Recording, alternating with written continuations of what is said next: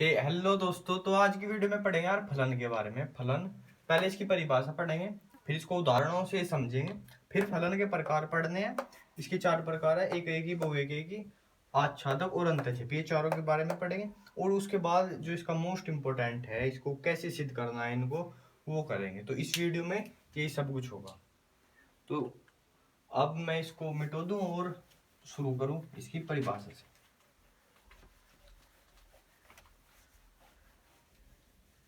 तो सबसे पहले थोड़ा सा पीछे से देखते हैं, थोड़ा सा रिसेट पीछे का।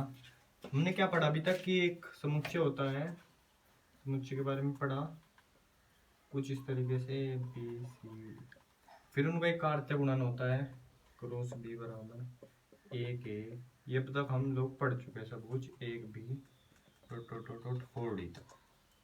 फिर जब इस कार्त्य गुणन में से एक उपसमुच्चय हम लोग निकालते हैं तो वो एक संबंध बनता है ए टू बी में। जैसे कि मैं एक निकाल के दिखाऊं आपको, ये आर बराबर एक ए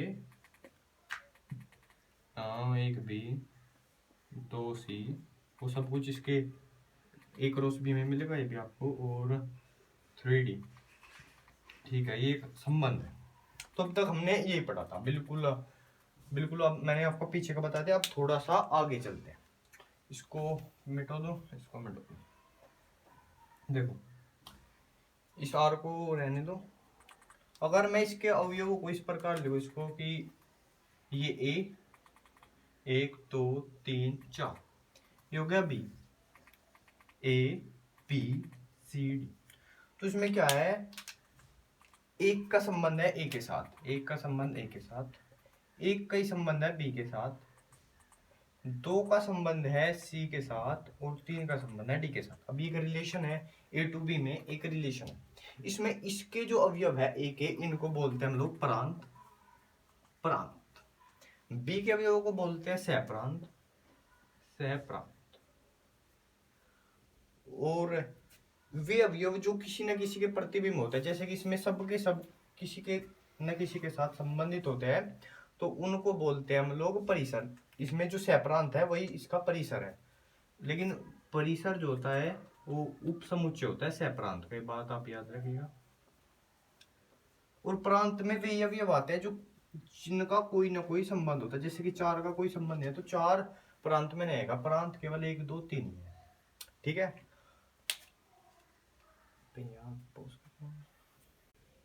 तो इसमें जो ये अवयव होते हैं बी वाले, मान ली परिसर वाले अवयव, इनको बोलते हैं प्रतिबिंब। यानी जो ए है वो एक का प्रतिबिंब है, प्रतिबिंब। ठीक है, इसको ध्यान से एक बार याद रखना है बात। परिसर के अवयवों को वे जिससे भी संबंधित होते हैं उसको प्रतिबिंब बोलते हैं, और इनको बोलते हैं पूर्व प्रतिबिंब। तो अब तक आपका इस संबंध की और भी ज्यादा क्लियर हो गया। और अब शुरू करते हैं फलन को। तो फलन क्या होता है वो देखते हैं, वो इस बैकग्राउंड वो इस। तो देखते हैं फलन के बारे में। फलन क्या होता है? फलन यानी फंक्शन। तो फलन होता है आपका, फलन है एक विशेष संबंध, वो ध्यान से देखिएगा, एक विशेष संबंध। इसका मतलब क्या हुआ अब तक? इसका मतलब हुआ कि जो फलन है वो एक संबंध ही है बेसिकली, लेकिन उसमें कुछ चेंजेस है। एक विशेष संबंध जिसके प्रांत के प्रत्येक अवयव का, प्रांत के प्रत्येक अवयव का सहप्रांत में एक और केवल एक प्रतिबिंब, एक प्रतिबिंब। तो क्या हुआ, फलन क्या होता है?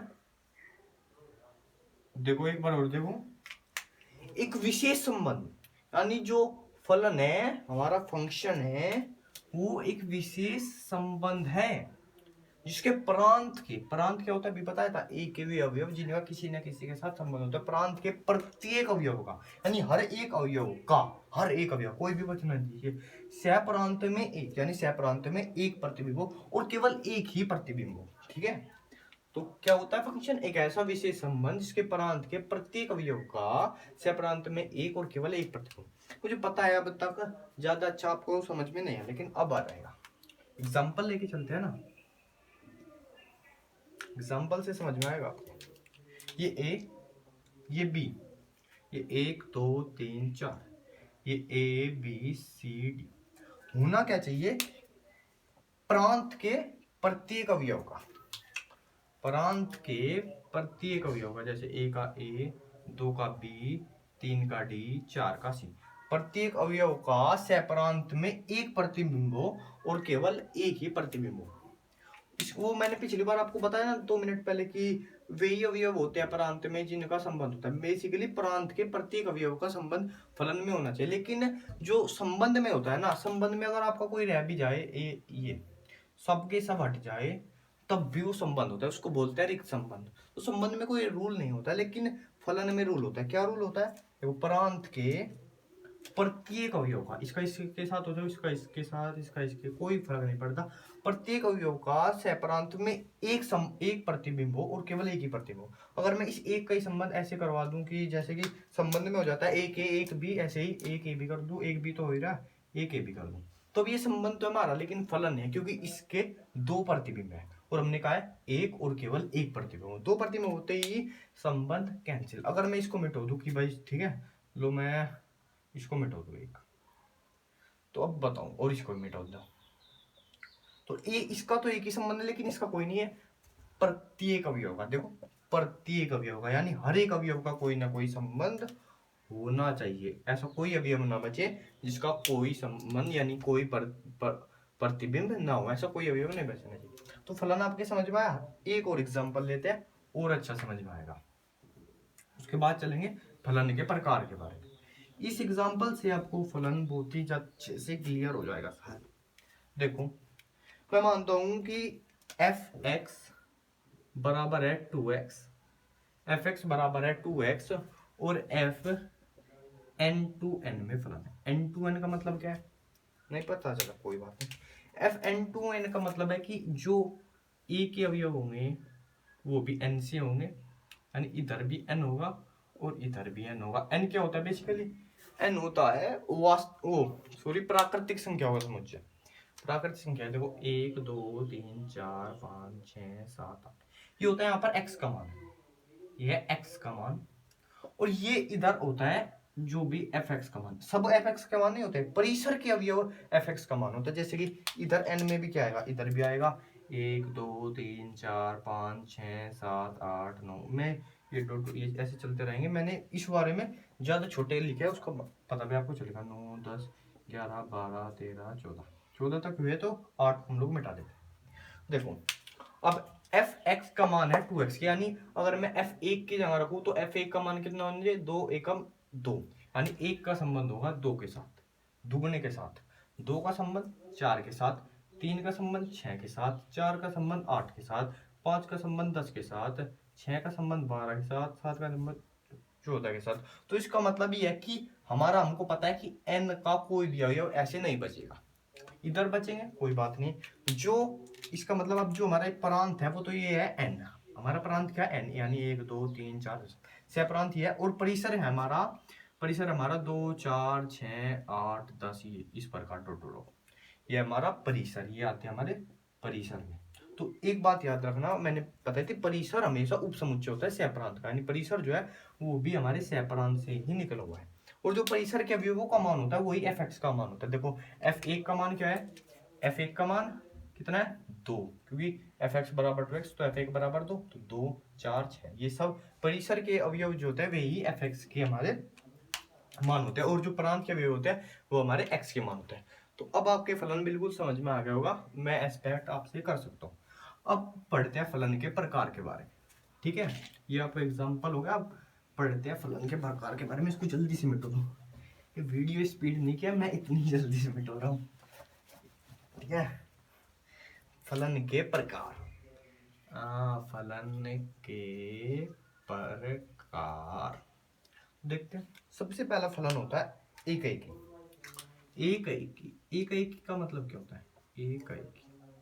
देखो, मैंने अभी आपको एक बात बताई थी, फलन देखते पहले, यानी 1 2 3 3 4 5 ए बी सी डी। वो क्या था कि हमने कहा था कि एक के किसी भी फलन में दो प्रतिबिंब नहीं हो सकते, जैसे कि ऐसे ऐसे हो जाए और ऐसे, तो एक के दो प्रतिबिंब नहीं हो सकते। लेकिन इसका मतलब ये नहीं कि दो का किन्हीं दो का एक प्रतिबिंब नहीं हो सकता, इसका मतलब ये बिल्कुल नहीं है। मतलब कि बात यह है कि अगर दो अवयव जाकर एक पर मिल रहे हैं, दो अवयव किन्हीं प्रांत के दो अवयवों का एक ही प्रतिबिंब है दोनों का, तो अब वो फलन होता है। क्योंकि फलन में ऐसा कोई नियम नहीं था कि यहाँ पर दो जाकर नहीं मिल सकते, केवल नियम यही था कि इधर से निकलकर दो नहीं जा सकते, यानी इसके दो प्रतिबिंब नहीं हो सकते। लेकिन इसका मतलब ये नहीं कि ये किन्हीं दो के प्रतिबिंब नहीं हो सकते। वो समझने की कोशिश कीजिए, मैं बता रहा हूँ। यानी ऐसा तो नहीं हो सकता कि एक से एक हो जाए, एक से दो हो जाए, ये तो इम्पॉसिबल है। लेकिन ऐसा हो सकता है कि एक भी आकर ए बी ए पे मिले, दो भी मिले, तीन भी मिले, चार भी मिले, पांच भी मिले, तो इसको बोलते हैं हम लोग। अब ये एक फलन है, बिल्कुल ये फलन है। क्योंकि देखो फलन ये कैसे है, प्रांत के प्रत्येक अवयव का सह में एक प्रतिबिंब है, प्रत्येक अवयव का एक प्रतिबिंब है और प्रत्येक का केवल एक ही प्रतिबिंब है, तो ये फलन है। लेकिन अब ये जो फलन है ना, इसको हम लोग बोलते हैं बहुएकाकी फलन, यानी एकाएकी का उल्टा। अगर कुछ ये ऐसे होता, इसको मैं डाल, अगर ये कुछ ऐसे होता ऐसे,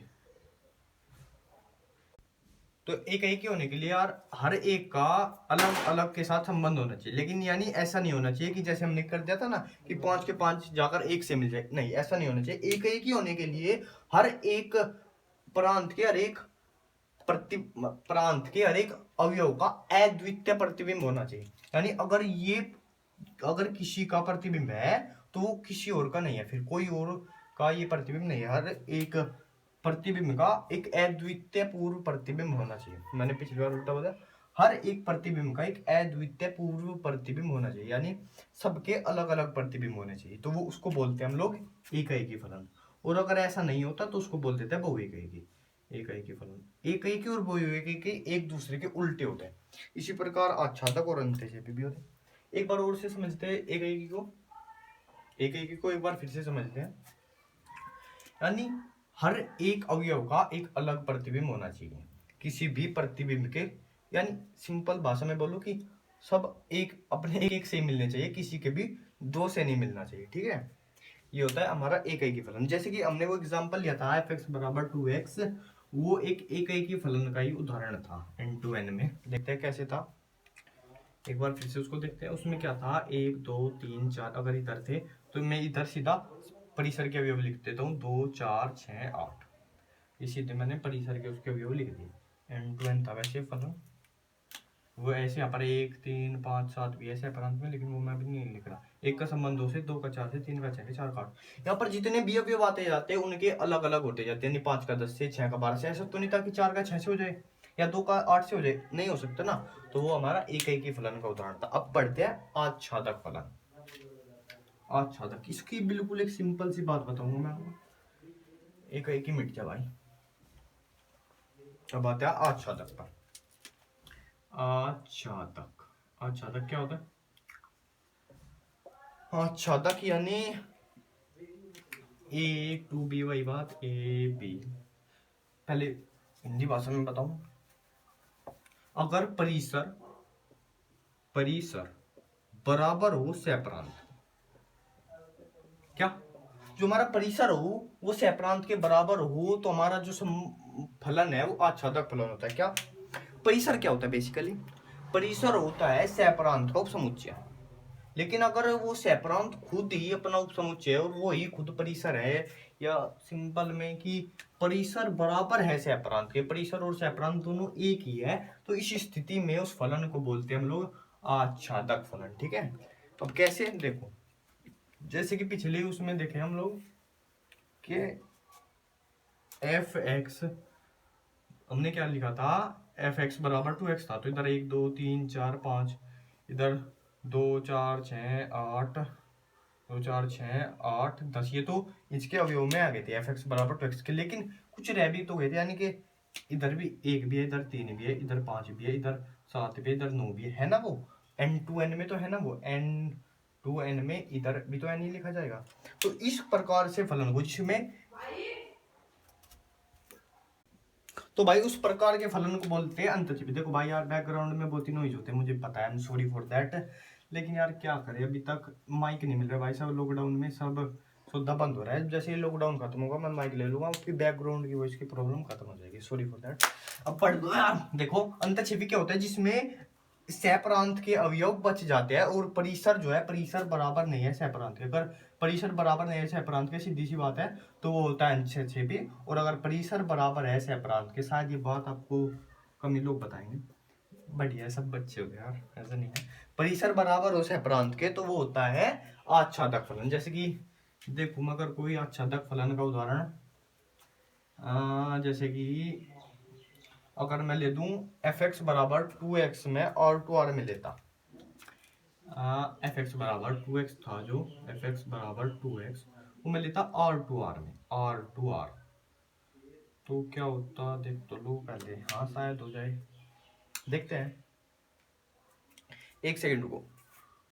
तो r2r में देखो यार, इसको मैं एक बार, तो देखो जैसे कि 1 2 3 4 5 6 ये तो r में होता है, लेकिन r में यार बहुत कुछ होता है, सारी माइनस की संख्याएं 1/2 2/3 सब होता है। लेकिन जैसे कि इधर इस बार 1 2 1 3 5 बच गए थे ना, इस बार वो नहीं बचे। क्यों नहीं बचे? क्योंकि एक किसका होगा, यानी fx बराबर है 2x के। देखो इसको अब मैथमेटिकली सोल्व करता हूँ मैं, fx बराबर है 2x के, fx बराबर है 2x और 2x की जगह मान है हमारा क्या 1, यानी fx बराबर है 1 के। तो यहाँ पर क्या होगा 2x बराबर 1, यानी x बराबर 1/2। x बराबर 1/2 हमको r में मिलेगा, r1 में मिलेगा ना यार, उसका क्या हो जाएगा 1/3। ऐसे ही 3 के लिए 3/2 भी हमको यहाँ पर मिलेगा। इसलिए जो ये fx बराबर 2x है और 2r में का आच्छादक फलन है, लेकिन n2n में ये अंतःछेपी फलन है। तो भाई अब तक तो हमने पढ़ा कि फलन क्या होता है, उसकी परिभाषा, उसके उदाहरण, फिर उसके प्रकार पढ़े। अब सबसे इम्पोर्टेंट बात है यार, इनको सिद्ध कैसे करें, क्योंकि इनको सिद्ध करने में ना एक लिखने का थोड़ा सा मेथड होता है, छोटा सी चीज, वो आपने कर दिया ना तो यार बहुत ही इजी सवाल है। और एक जो है इसमें फलन में से आपको एक सवाल मिल ही जाता है, जैसे कि एफ एक्स बराबर सिंपल सा मिल जाता है, एफ एक्स बराबर 2x सिद्ध कीजिए कि एफ एन 2n में कही किया, कुछ इस प्रकार से आपको सवाल मिल जाता है एग्जाम में। तो अभी देखते हैं एक एक की पहले सिद्ध करना है, एक एक आपको सिद्ध एक एक और आच्छादक ही करना पड़ेगा कभी भी, वो एक एक और अंतःछेपी नहीं करना पड़ेगा, ठीक है। तो पहले सिद्ध करने के लिए देखते हैं हम लोग एक एक एक एक का मतलब क्या होता है, सबसे पहले एक बार दोहराता हूं मैं। एक एक का मतलब होता है कि एक का संबंध एक के साथ, यानी एक का संबंध एक के साथ, ठीक है, वो होता है एक। तो हम लोग एक एक को सिद्ध कैसे करते हैं, हम लोग ऐसे सिद्ध करते हैं, हम लोग मानते हैं इधर के अवयव होते हैं x, इधर के अवयव होते हैं fx, ठीक है। हम लोग मानते हैं पहले दो अवयव x1 और x2, इसमें से a में से दो अवयव मानते हैं। माना अगर मैं इसको लिखूं a, इसको लिखूं b, ये आपका सिद्ध करना बहुत ही मोस्ट इंपोर्टेंट बात है। ये तो लोग बात बता देंगे कि सिद्ध करने में वो मेथड तो बता देंगे, लेकिन वो आया कहाँ से वो मैं बता रहा हूँ आपको। ये अगर ये समझ लिया तो समझो आपका बिल्कुल क्लियर होगा, कभी बोलूंगी नहीं। देखो हम इसमें से दो अवयव मानते हैं, माना x1 x2 अवयव है a के लिए, इसको ये लिखा है ना a के लिए, यानी इसके भी दो अवयव मान लिए, माना 2 और 3 मान लिए, 2 और 3 इसके दो अवयव मान लिए के लिए fx1 बराबर fx2 ये मान लिया। इसका मतलब क्या होगा, इसका मतलब हो गया हमने शुरू में मान के चले कि ये यार 2 3 नहीं मानते, इसके बीच में कोई x1 और x2 ये ऐसे थे। यहाँ पर हमने क्या माना कि इनका जो fx1 fx2 है वो बराबर है, यानी ये किसी एक ही जेड से जाकर मिलते हैं, यानी इनका दोनों का एक ही प्रतिबिंब है। अगर इन दोनों का एक ही प्रतिबिंब हो जाएगा तो एक ही नहीं होगा ना, तो हमने शुरू में ही मान लिया कि इन दोनों का एक ही प्रतिबिंब है, ये चीज हम मान ही। उसके बाद अगर हम सिद्ध कर दे, ऐसा मानकर अगर हम सिद्ध कर दे कि x1 बराबर है x2, यानी ऐसा मानकर अगर हम ये सिद्ध कर दे बात x1 बराबर x2, तो हमने क्या सिद्ध किया कर दिया कि ये जो दोनों जिनको हम दो मान रहे थे वो एक ही अवयव है, यानी वो बेसिकली वो एक ही अवयव है। दोनों हमने बराबर सिद्ध कर दिया ना, एक ही अवयव है और वो एक ही अवयव है तो एक का संबंध एक ही साथ है। तो इस प्रकार हम लोग एक ही फलन सिद्ध करते हैं। लिखने में आपको समझ में नहीं आएगा, चलो एक क्वेश्चन करके आपको बताता हूँ कि कैसे सिद्ध करते हैं। चलो ठीक है, इस क्वेश्चन से आपको समझ में आ जाएगा। वही सवाल हमने एक वाला जो हमने किया था वही करते हैं। ठीक है, हमने क्या किया था, एफ एक्स बराबर 2x, एफ एक्स बराबर 2x और एफ एन टू एन में फलन है, इसको एक ही सिद्ध करो। कैसे करो, तो हमने क्या मानेंगे, हम मानेंगे माना x1 x2 अवयव है n के लिए, यानी इस n के कोई भी दो अवयव x1 x2 के लिए एफ x1 बराबर एफ x2, ये हमने मान लिया। ठीक है जी सर, मान लिया।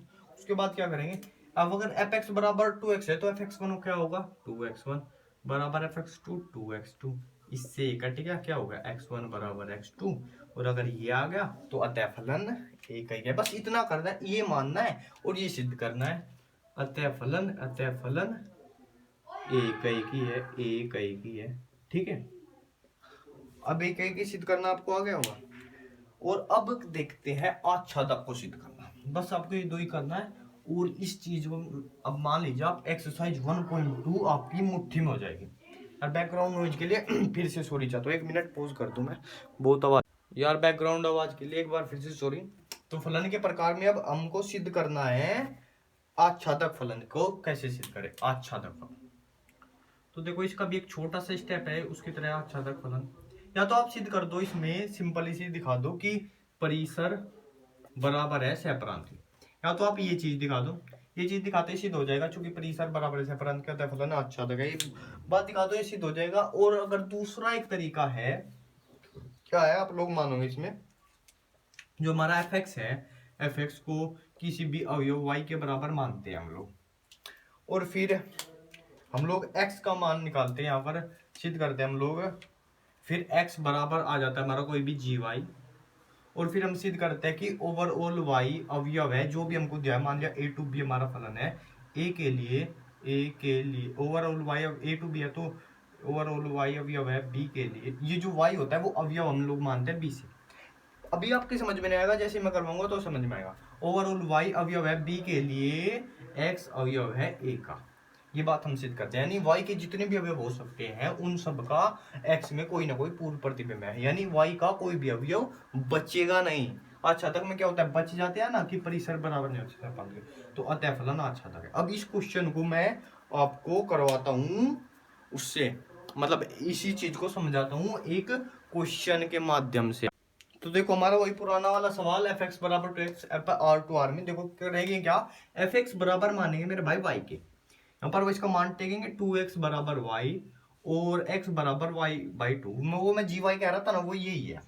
अब इसमें आपका y का कोई भी मान ले दो, हम लिखेंगे कि अब क्या, ओवरऑल y अवयव है r के लिए, ओवरऑल y अवयव है r के लिए, x बराबर y बाई 2, यानी x का जो मान है वो अवयव होगा r के, यानी वो भी r में हमको मिलेगा। कोई भी मान ले लो, y का मान मैं ले लूं, r से लेना है ना तो कुछ भी ले लूं, मैं ले लूं 1000 ले लूं, तो उसका आधा कितना होगा 500 आर में होता है, मैं ले लूं माइनस के 100, उसका आधा माइनस के 50 आर में होता है, कुछ भी ले लो उसका बटे का 2 आर में होता है, x बराबर y बटे 2 व्यवहार का अतः फलन आच्छादक है, अतः फलन आच्छादक। बिल्कुल यही करना था। अब आपको आप बिल्कुल फलन के लिए बिल्कुल मेरे भाई तैयार हो चुके हो, भाई बहन सब लोग। फलन पढ़ लिया आपने, परिभाषा पढ़ लिया, उसके उदाहरण पढ़ लिए, उसके प्रकार पढ़ लिए, चारों प्रकार के कर लिए, उन दोनों को एक की और आच्छादक को कैसे सिद्ध करना है कर लिया, इन दोनों का उल्टा ही होता है, बहु एक की और अंतक्षेपी, वो सब कुछ आपने पढ़ लिया। अब अगली वीडियो में मैं कुछ 1.2 के कुछ बढ़िया सवाल करूंगा, आप लोग उनको करके देखना। और एक रिक्वेस्ट है यार कि कॉपी पेन लेके पढ़ा करो, और एक टिप दूं आपको कि जो पानी यार खूब पिया करो, क्योंकि डिहाइड्रेशन से ना फिर आपका माइंड कम काम करता है, स्लो हो जाता है, तो वो भी करो। और फिर आज की वीडियो का कोट एक बोल दूं मैं, if you are looking for a person who will change your life, क्या, if you are looking for a person who will change your life, take a look in the mirror।